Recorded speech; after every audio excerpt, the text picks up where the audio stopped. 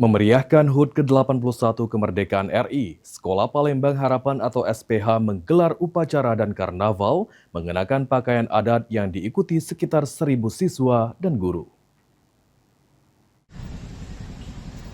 Peringatan HUT ke-81 kemerdekaan Republik Indonesia dirayakan meriah di Sekolah Palembang Harapan, Jalan POM 9, Kelurahan Lorok Pajo.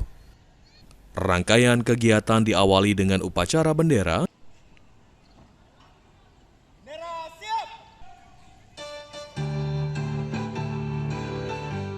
kemudian dilanjutkan dengan parade dan karnaval yang diikuti sekitar 1.000 siswa dan guru.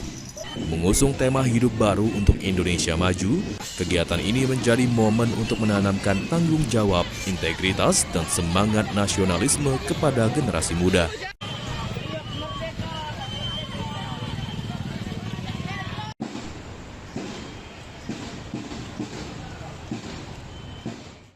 Adalah salah satu cara untuk boleh meningkatkan semarak kemerdekaan anak-anak di dalam menyambut 17 Agustus dan juga menjadi sebuah sukacita karena anugerah Tuhan untuk kemerdekaan yang sudah diberikan, dan semoga melalui karnaval dan parade ini bukan hanya sebuah perayaan euforia saja, tapi anak-anak bisa lebih memaknai dan lebih mensyukuri kemerdekaan Indonesia.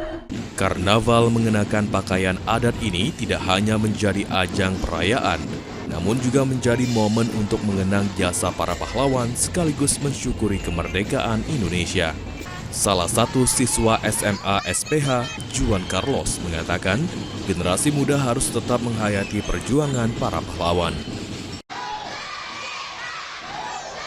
Anak muda bisa semakin semangat melestarikan budaya di Indonesia dan juga menghayati semua jasa-jasa yang telah dilakukan oleh pahlawan kita.